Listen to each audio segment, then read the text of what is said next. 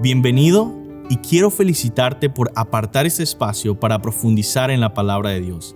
Ahora vas a escuchar un mensaje de la Iglesia Bautista Highview en español en Louisville, Kentucky, en Estados Unidos.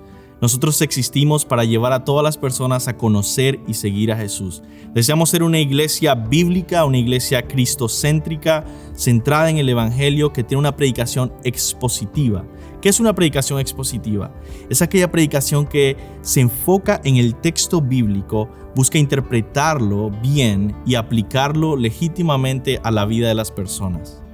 Ahora, yo quiero invitarte a que no solo escuches la predicación expositiva, sino que tú seas un oyente expositivo, que seas un oyente que abre su Biblia, que busca en el texto, que trata de entender la Escritura y aplicarla a tu vida. Oramos que Dios bendiga su palabra y que tú puedas conocer más a Cristo.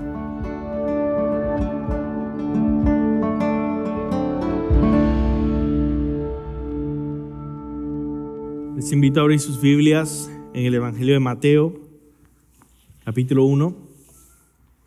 Evangelio de Mateo, capítulo 1.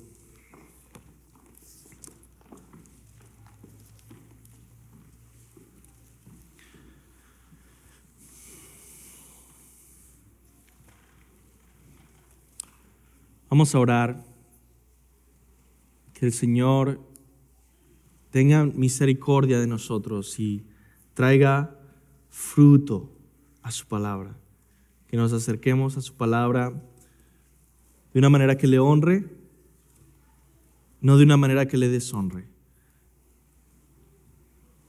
De una manera sincera y hambrienta y humilde ante Él. Vamos a orar. Señor, nuestro orgullo se levanta de tantas formas. Nuestro corazón se endurece cada día, Señor. Te suplicamos, danos hambre y sed de ti. Ayúdanos a acercarnos ante ti, Señor, con un corazón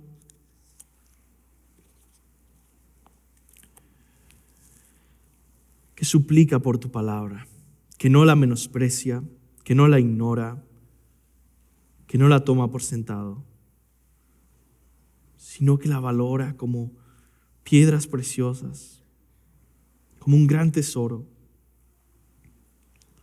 que nos ayuda a conocerte a ti más, a disfrutar de ti más. Por favor, Señor, ayúdanos a acercarnos a ti en humildad, en fe, en arrepentimiento renovado. En el nombre de Jesús. Amén. Mateo capítulo 1, versículo 21. Eso es lo que vamos a estar viendo el día de hoy. Un versículo. Sin embargo, podemos estar leyendo el contexto desde el versículo 19 al 25. Mateo 1, 19 al 25 dice: José, su marido, José, marido de la Virgen María, José, su marido, era justo y no quería infamarla. Quiso dejarla secretamente, y pensando él en esto, he aquí un ángel del Señor se le apareció en sueños y le dijo. El ángel vino y le aparece a José a través de un sueño y le dice esto: José, hijo de David, no temas recibir a María, tu mujer, porque lo que en ella es engendrado del Espíritu Santo es. Y dará a luz un hijo, y llamará su nombre Jesús, porque Él salvará a su pueblo de sus pecados. Todo esto aconteció para que se cumpliese lo dicho por el Señor por medio del profeta, cuando dijo: he aquí una virgen concebirá y dará a luz un hijo, y llamará su nombre Emmanuel, que traducido es Dios con nosotros. Y despertando José del sueño, hizo como el ángel del Señor le había mandado y recibió a su mujer. Pero no la conoció hasta que dio a luz a su hijo primogénito y le puso por nombre Jesús. Y dará a luz un hijo y le pondrá por nombre Jesús. ¿Por qué? Porque él salvará a su pueblo de sus pecados. Este versículo es probablemente mi versículo favorito. Es un versículo, Mateo 1:21, es un versículo que ha estado en mi corazón toda mi vida cristiana. El primer mensaje o sermón que yo prediqué a los 16 años fue sobre Mateo 1:21. Y ha determinado y ha moldeado todo lo que he podido compartir, predicar, estudiar el resto de mi vida cristiana. Porque veo aquí en este versículo una presentación tan clara del evangelio bíblico.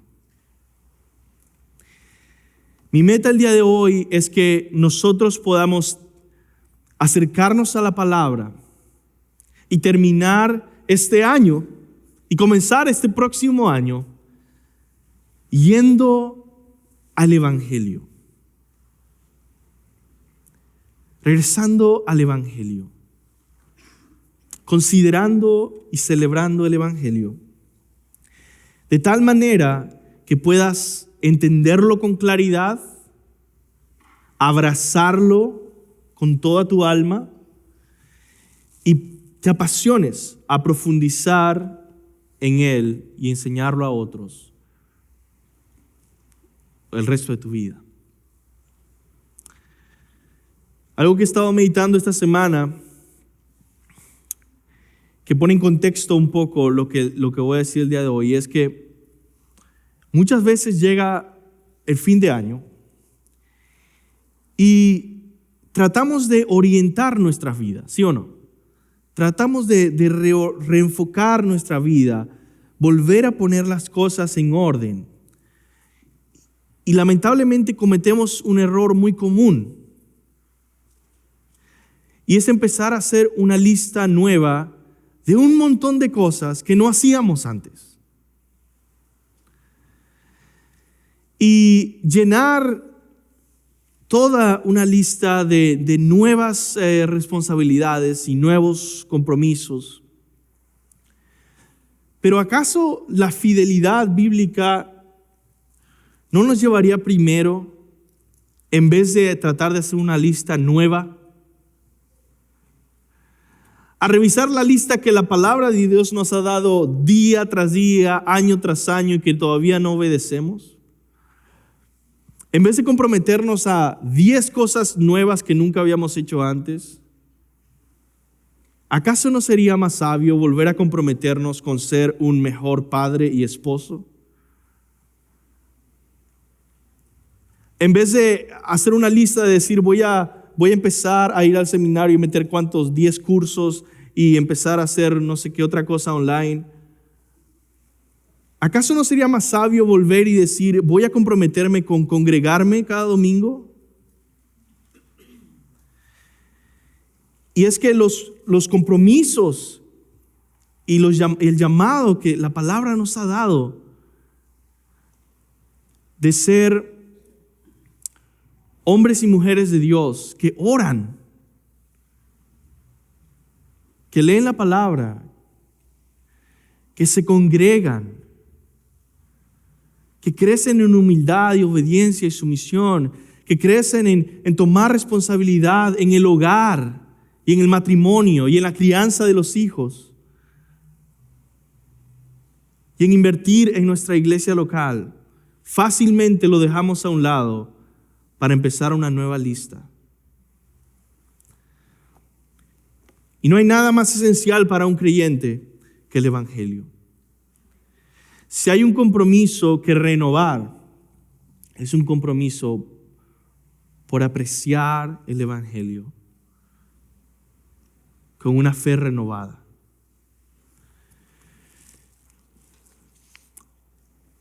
Vemos tres cosas, o vamos a ver tres cosas el día de hoy, basándonos en este versículo, Mateo 1:21. Y le pondrás por nombre Jesús, porque Él salvará a su pueblo de sus pecados. Primeramente, vemos acá nuestro gran problema. Segundo, vemos a nuestro gran Salvador. Y tercero, vemos nuestra gran salvación. Y eso es lo que vamos a estar viendo. Nuestro gran problema, nuestro gran Salvador y nuestra gran salvación. Primero comienza con nuestro gran problema. La esperanza judía de esa época era que, por supuesto, el Mesías iba a llegar, iba a vencer a los enemigos políticos que tenían. Iba a vencer y derrocar al imperio romano que los estaba oprimiendo.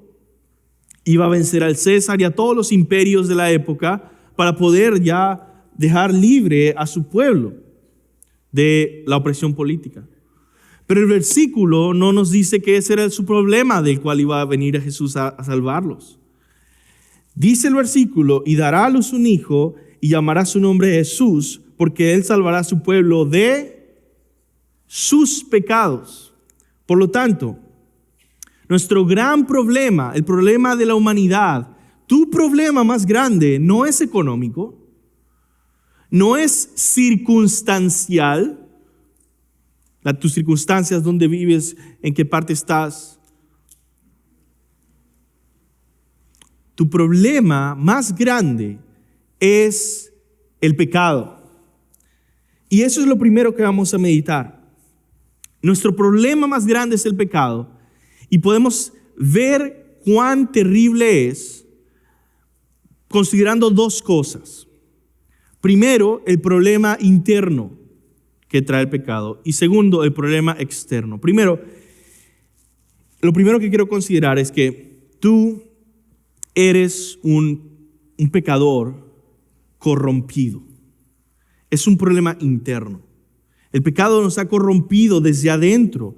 Nuestro problema interno es que nacemos con un corazón completamente corrompido por el pecado. Una vez escuché una entrevista de esas de televisión que a veces, ustedes no sé si saben, pero en las noticias a veces hacen esas entrevistas que duran como 20 segundos. Y uno dice, ¿para qué lo invitaron? No le dejan hablar nada. Era un jugador de fútbol americano que era cristiano. Ellos no sabían que era cristiano, pero era cristiano. Lo habían entrevistado porque él era afroamericano y por su color de piel querían saber su opinión. Y entonces estaban hablando de los problemas que había con las armas y los disparos y todo el asunto. Y estaban haciendo el punto de que la gran solución era la educación.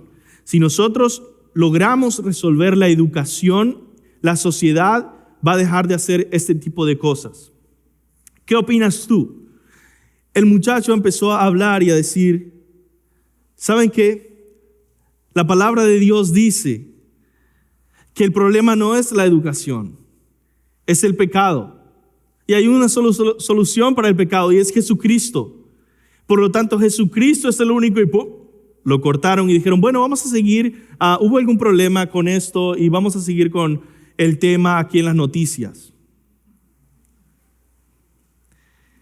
Y dije, qué interesante. Hubo algún problema técnico en ese momento.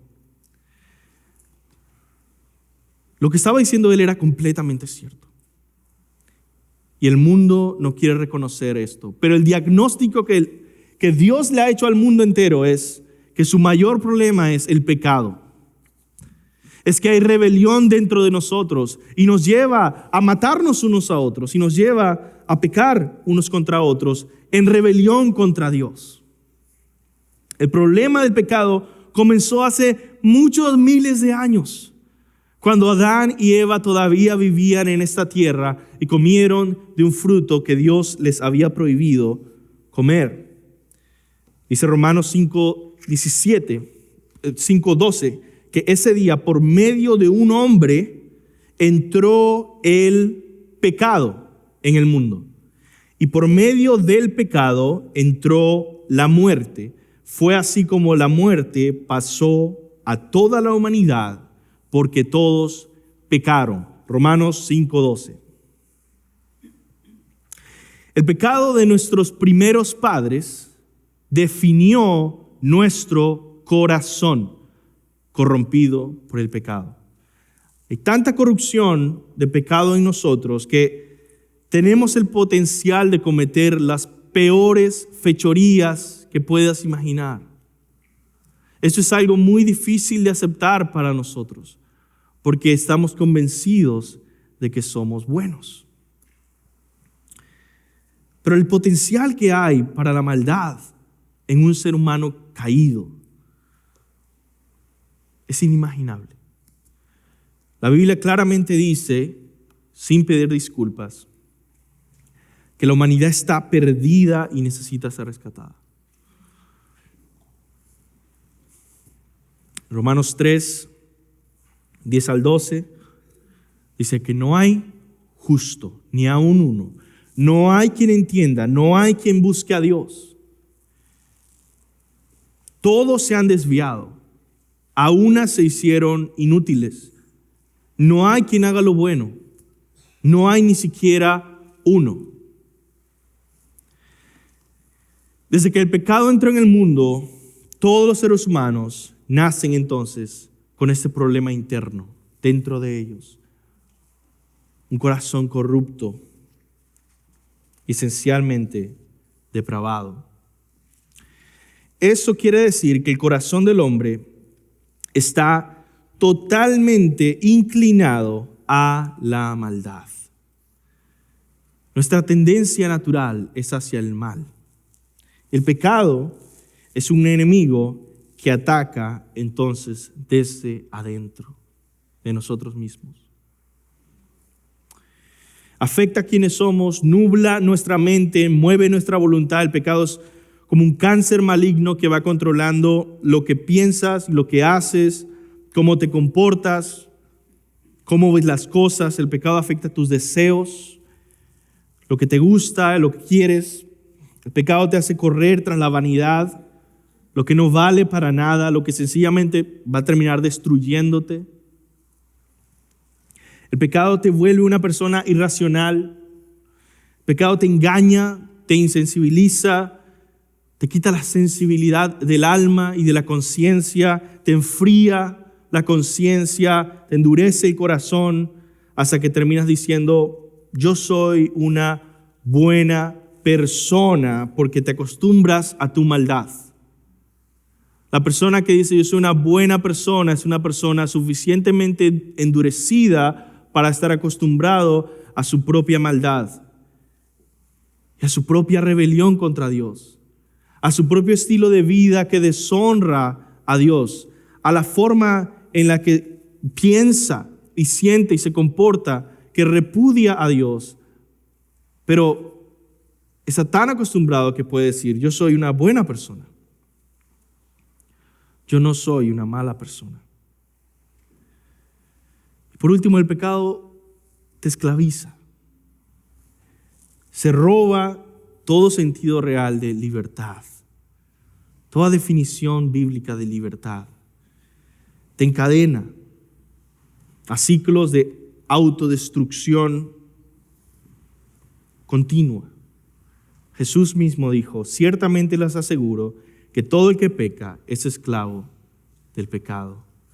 Juan 8:34. Ahora, no solo el pecado es un enemigo interno, ese es nuestro mayor problema, pero nuestro mayor problema también es que el pecado nos guía hacia un problema externo, fuera de nosotros mismos, que nos ataca desde afuera. ¿Por qué? Porque el pecado nos pone en problemas con Dios. Eso es lo segundo que podemos considerar, que eres un pecador condenado. No solo corrompido desde adentro, pero condenado desde afuera. No importa cómo uno se sienta, el problema está ahí. La condenación está sobre la humanidad. Nuestro problema externo es que Dios es un juez bueno y justo que no deja inocente al culpable, dice en Números 14, 18. Todos nacemos siendo parte de un mundo condenado ante la justicia perfecta de Dios. Imagínate esto, ¿no? Muchas personas se ponen a pensar, ¿qué va a pasar en los días finales? ¿Verdad? Dice que el cielo se pondrá rojo, que va a haber condenación por todos lados, que el juicio de Dios va a caer. No quiero vivir en esa época, muchas personas dicen.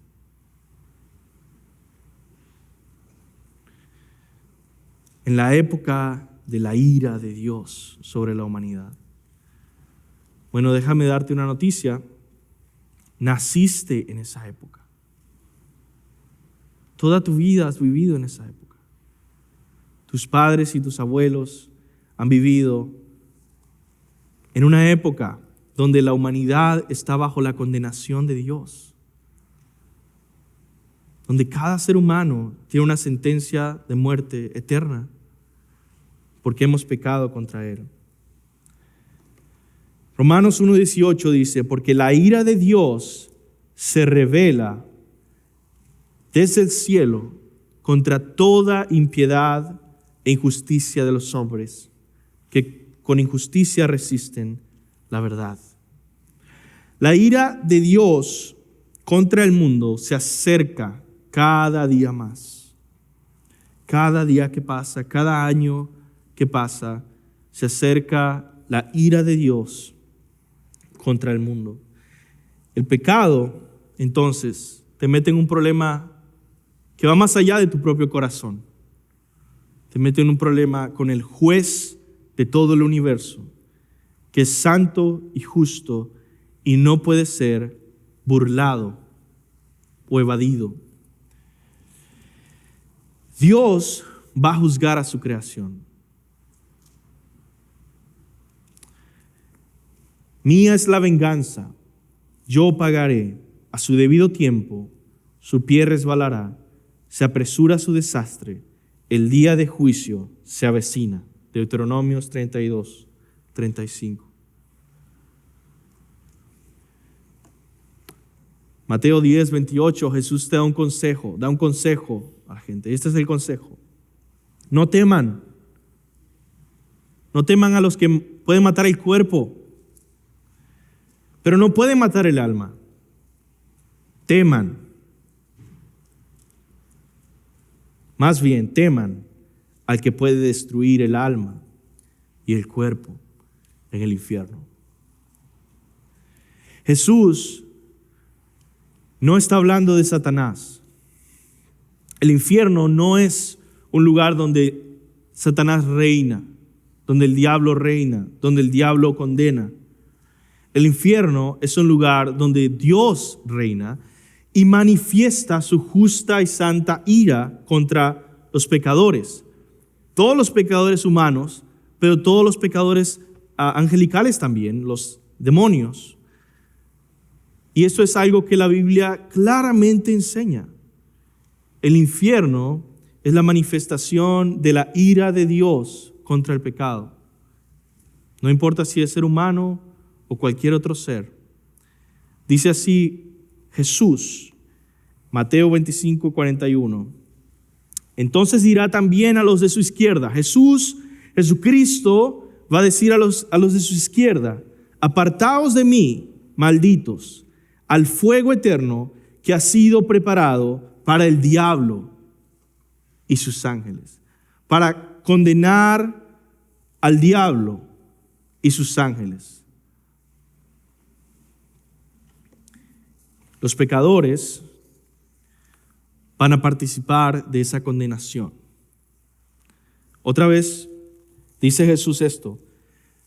A los de su izquierda dirá, apartaos de mí, malditos, al fuego eterno, el infierno, que ha sido preparado. ¿Preparado por quién? Por Dios. Para el diablo y sus ángeles. En fin, hermanos, la historia humana testifica que merecemos condenación. Si tú empiezas a considerar toda la historia de la humanidad, vas a estar seguro, nosotros, este mundo, merece condenación. El mundo se ha movido de guerra en guerra, muertes, robos, homicidios, violaciones, perversidades, armas, egoísmo, orgullo, avaricia, envidia. Y sepan que el mundo no es así por personas únicas y excéntricas como Hitler o como Osama Bin Laden. El mundo es así por personas como tú y yo, por seres humanos caídos. Desde que el pecado entró en el mundo, el hombre no ha hecho más que pecar contra Dios. Y no es solo que ha pecado unas pocas veces, unas cuantas veces, es que toda su vida no ha hecho más que pecar. Y habiendo entendido entonces esto, hermanos, nuestro problema, podemos entender un poco más nuestro pasaje. Y dará a luz un hijo y le pondrá por nombre Jesús, porque él salvará a su pueblo de sus pecados, de su gran problema, de su mayor problema.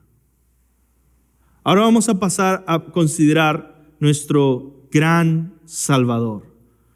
No solo nuestro gran problema, pero nuestro gran Salvador. Dice que este hijo que iba a nacer se tenía que llamar Jesús. Jesús. ¿Quién es Jesús? Bueno, hay tres cosas que puedo decir para resumir que en nuestro contexto se hacen claras. Primero, nuestro Salvador es Dios encarnado. Esto se hace muy claro incluso en nuestro propio pasaje. Dios encarnado, dos partes, humanidad, deidad, Dios, hombre. Primero, la Biblia establece la humanidad real de Jesús en este mismo versículo, porque Él nació. Los seres humanos nacen. No fue que Dios se apareció con una apariencia humana. No, Cristo nació. Dará a luz un hijo. Cristo era un hijo de María. Pero también se establece la divinidad de Jesús. Porque vamos unos versículos más adelante, en el 23, que leímos al principio, y dice que Él está cumpliendo la profecía que dice que el niño se llamaría Dios con nosotros.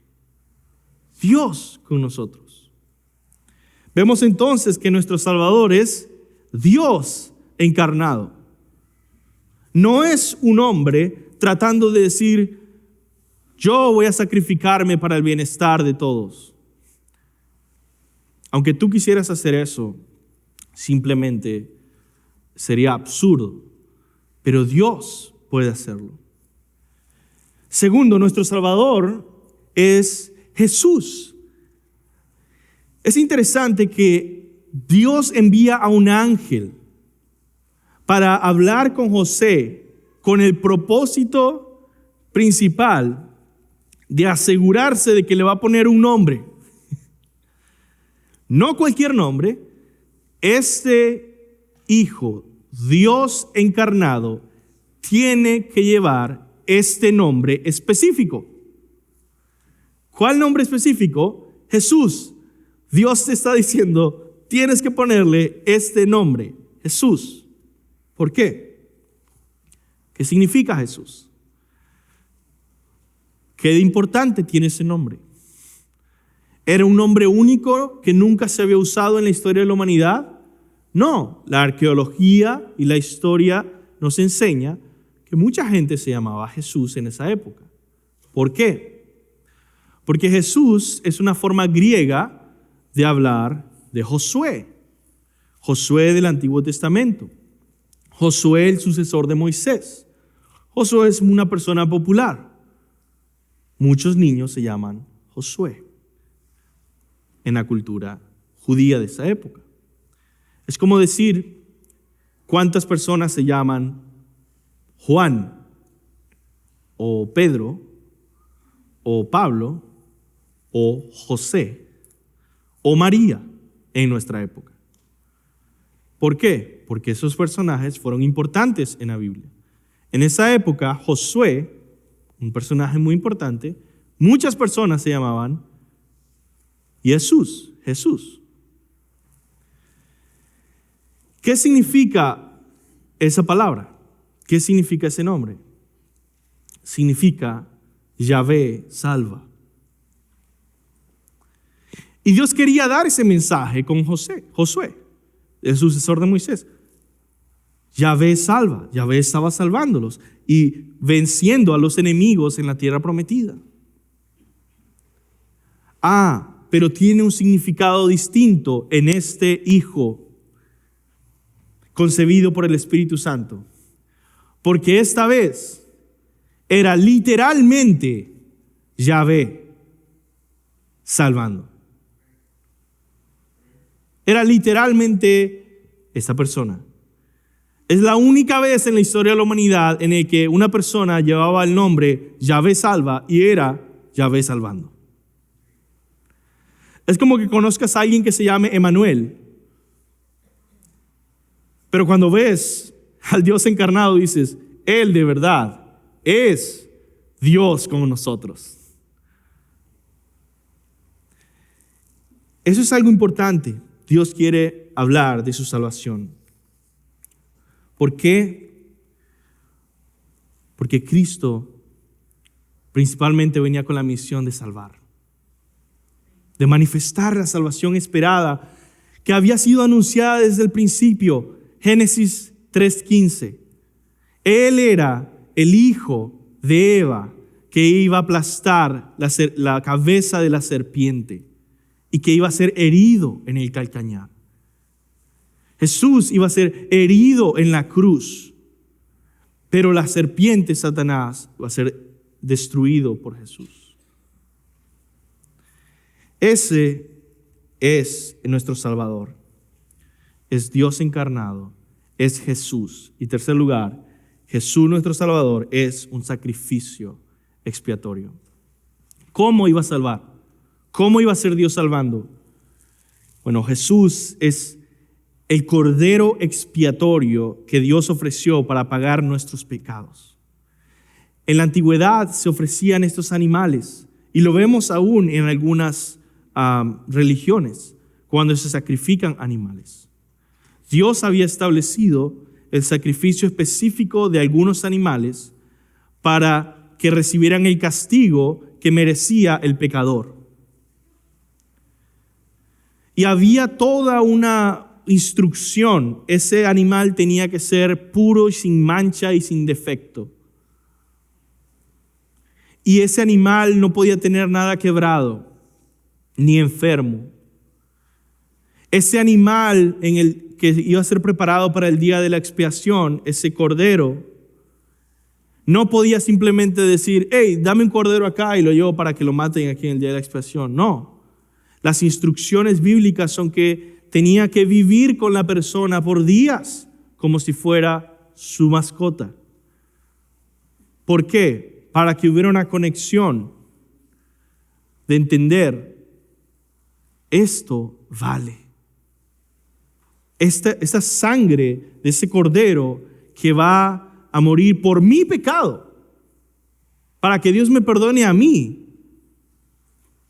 es importante, le va a doler a este que durmió conmigo, que comió conmigo, que estuvo conmigo todos estos días. Él va a pagar por mí. Todo esto que se estableció en el Antiguo Testamento era para decir algo de cómo Dios encarnado iba a venir a hacerse hombre. Y como Juan el Bautista dice en Juan 1:29, el siguiente día vio Juan a Jesús que venía a él y dijo, cuando vio a Jesús dijo, he aquí el Cordero de Dios que quita el pecado del mundo. Jesús era el Cordero, perfectamente santo, sin mancha ni defecto, perfecto sustituto, perfecto mediador entre Dios y los hombres, porque hay un solo Dios y un solo mediador entre Dios y los hombres, Jesucristo hombre, el cual se dio a sí mismo en rescate por todos, de lo cual se dio testimonio a su debido tiempo. 1 Timoteo 2:5. Jesús es nuestra propiciación. A veces se usaba esta palabra propiciación, se usa mucho en la Biblia para hablar de ese tipo de sacrificio que recibe el castigo. Propiciar es aplacar la ira, apaciguar, calmar, traer paz, porque se recibió la condenación. En Romanos 3:25 dice, Dios lo puso como propiciación a Jesús, por medio de la fe en su sangre, para manifestar su justicia. La justicia de Dios fue manifestada en esa cruz y el amor de Dios fue manifestado en esa cruz por ti. Dios es justo, Dios es santo, por eso envió a su Hijo a morir en esa cruz. Dios es amoroso y perdonador, por eso envió a morir a Jesús en esa cruz. Y por último, Jesús llevó nuestros pecados sobre sí mismo en la cruz, como dice Isaías 53, que es para mí el lenguaje más claro y entendible de la crucifixión del Hijo de Dios. ¿Qué sucedió en esa cruz? ¿Qué pasó? ¿Por qué es importante lo que pasó hace 2000 años para tu vida, para tu alma y para tu eternidad? Porque Él fue herido por nuestras rebeliones, molido por nuestros pecados. El castigo de nuestra paz fue sobre Él. Por su llaga fuimos curados. Todos nosotros nos descarriamos como ovejas. Cada uno se apartó por su camino, mas Jehová cargó sobre Él el pecado de todos nosotros. Angustiado Él, afligido, no abrió su boca. Como cordero fue llevado al matadero, y como oveja delante de sus trasquiladores, enmudeció y no abrió su boca. Por cárcel y por juicio fue quitado. Y su generación, ¿quién la contará? Porque fue cortado de la tierra de los vivientes, y por la rebelión de mi pueblo fue herido. Y se dispuso con los impíos su sepultura, mas con los ricos fue su muerte, aunque nunca hizo maldad, ni hubo engaño en su boca. Con todo, Jehová quiso quebrantarlo, sujetándole a padecimiento. Cuando haya puesto su vida en expiación por el pecado, en propiciación por el pecado, verá linaje, vivirá largos días, y la voluntad de Jehová será en su mano prosperada. Ustedes, hermanos, son pecadores, redimidos, y por lo tanto son el linaje que ve el Cordero. Y cuando los ve a ustedes, nuestro Señor Jesucristo, nuestro pastor, cuando los ve a ustedes, ve el fruto de su sacrificio. Ve el linaje después de su padecimiento. Él es nuestro gran Salvador. Él es nuestro Cordero de Dios. Por último, hermanos, después de haber considerado nuestro gran problema y nuestro gran Salvador, quiero terminar mencionando, porque no vamos a profundizar, mencionando la riqueza de nuestra gran salvación.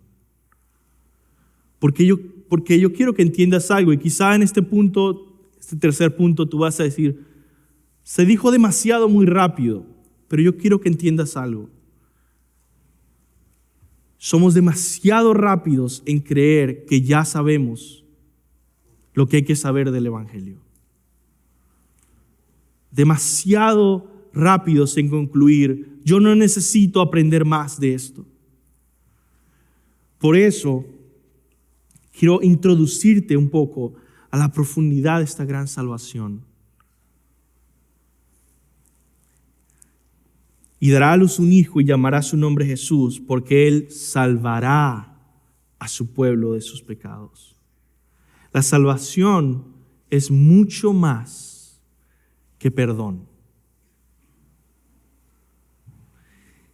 La salvación es infinita, conlleva tantos elementos de bendición que se compraron en esa cruz, en esas horas, en ese sacrificio, en ese Salvador para ti. Y yo voy a mencionar 9 cosas que logró Jesús en la cruz brevemente. Primero, justificación. La Biblia habla de esta palabra, justificación. La salvación se trata de eso, de que por medio de esa cruz, Jesús recibió el castigo que tú merecías y te dio a ti, que crees en Él, su perfecta justicia. En la justificación, el pecador está delante de Dios acusado. Tú estás delante de Dios acusado justamente de tus pecados.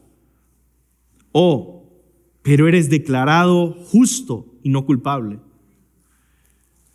Porque Jesús te atribuye y te reviste de su perfecta justicia y se hace cargo Él de tu injusticia. Te reviste de su perfecta pureza y por eso tú eres justificado, revestido de Cristo. Segundo, perdón. En la cruz Jesucristo ha obtenido el perdón. En el perdón, el pecador está delante de Dios como un deudor. Tengo una gran deuda que es imposible pagar. Y por toda la eternidad puedes estar en el infierno y no haber pagado la deuda de pecar contra el Dios infinitamente santo. Y estás ahí delante de Dios como deudor. Pero Jesús paga por tu deuda y eres perdonado. No porque la deuda desapareció, sino porque el costo lo llevó Cristo en esa cruz. Tercero, regeneración. Regeneración a veces se habla como el nuevo nacimiento. En la regeneración, el pecador está delante de Dios con un corazón inmundo, corrompido y depravado. Con un corazón muerto en sus delitos y pecados. Con un corazón que aborrece a Dios. Pero recibe un nuevo corazón, una nueva naturaleza.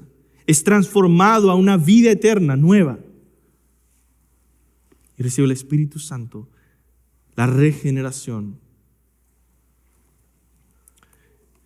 Cuarto, la redención. La salvación significa que ha sido redimido. En la redención, el pecador está delante de Dios como un esclavo que pertenece a las tinieblas, al juicio, a Satanás y a este mundo. Pero Jesús lo redime. ¿Qué significa eso?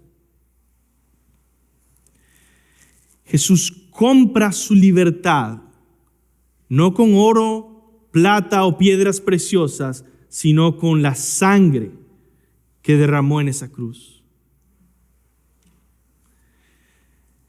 Redención es la compra de tu libertad. Quinto, vivificación. Ahí estás ante Dios muerto en tus pecados y delitos. Como el valle de huesos secos. No hay vida espiritual en ti. Y Dios te da vida. Y vida en abundancia. Vida eterna. Sexto, reconciliación. Los pecadores están enemistados con Dios, son enemigos de Dios por naturaleza.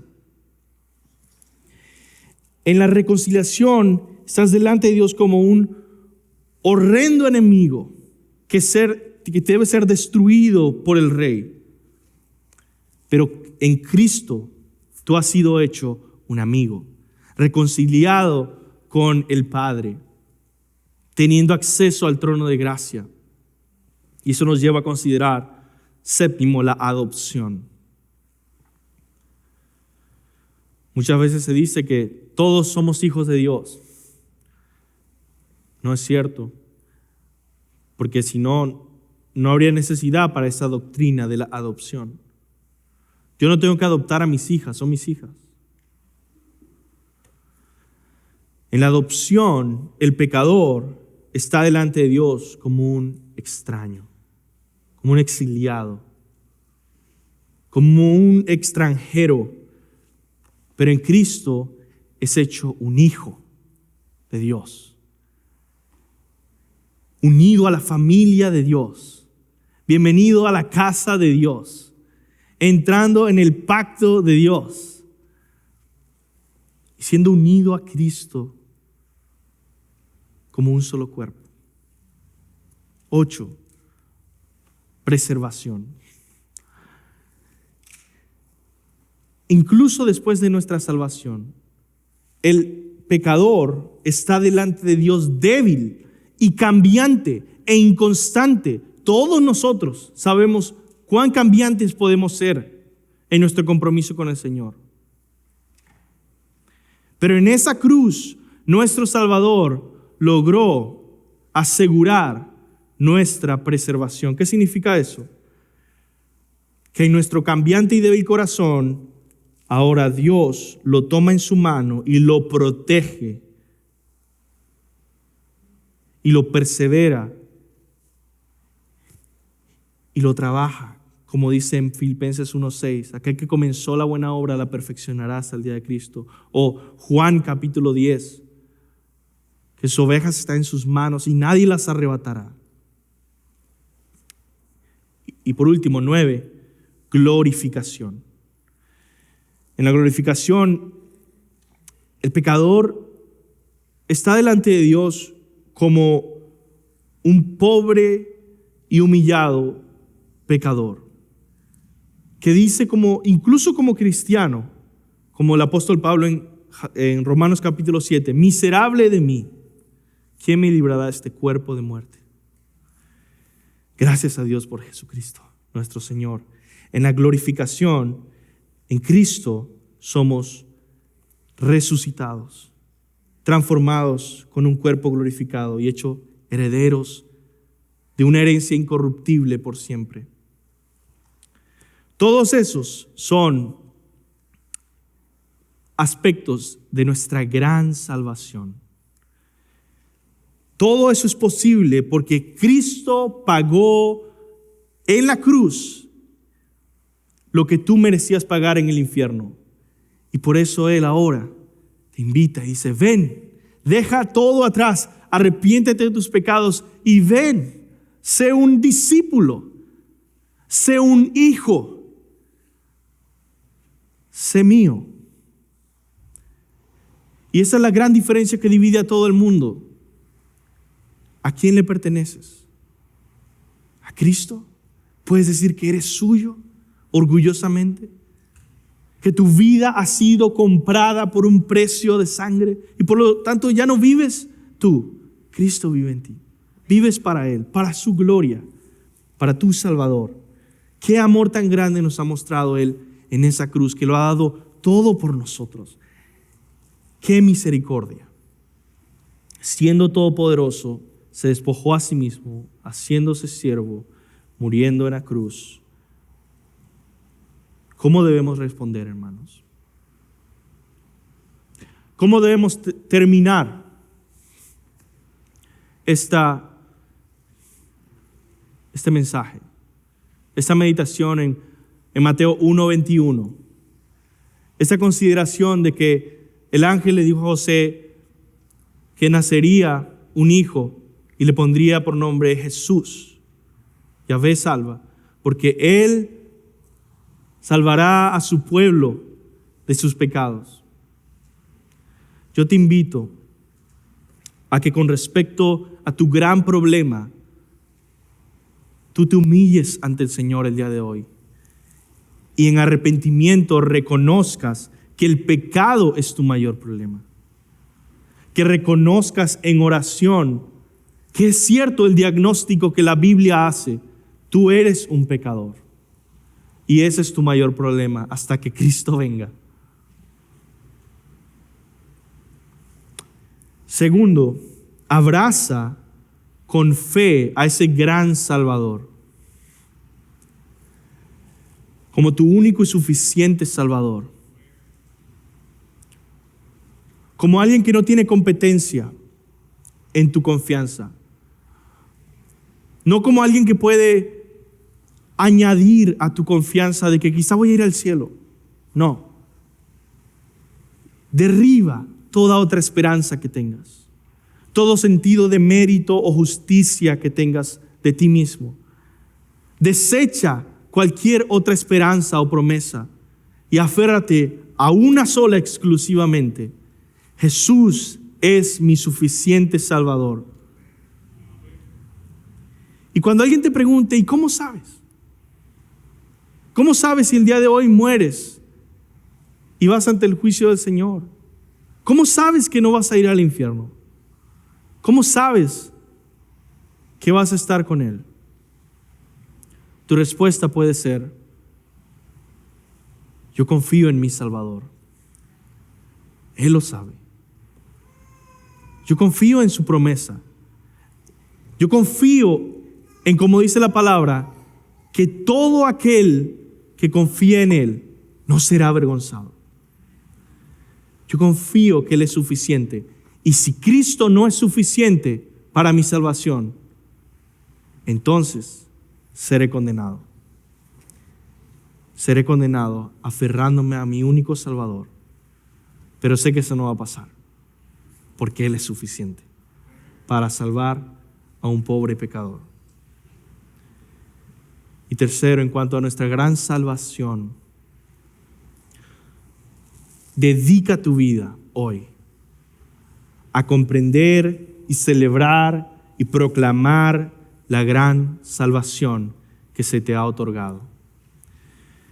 Viene un año nuevo, va a comenzar pronto. Trata de no hacer una lista completamente nueva de cosas.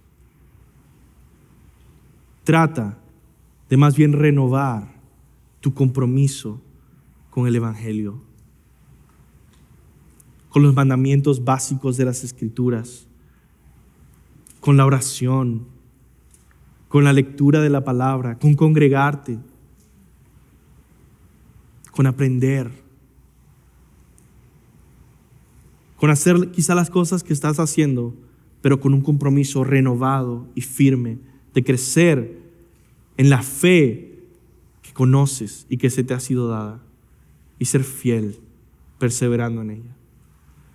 Amemos el Evangelio de Jesucristo y nunca lo dejemos ir. Vamos a orar, hermanos. Señor, gracias por tu Evangelio, porque nos examina y nos presenta desnudos ante ti, Señor, como pecadores. Pero nos eleva y nos presenta a nuestro gran Salvador. Cuán poco te conocemos, cuán poco te adoramos y te valoramos.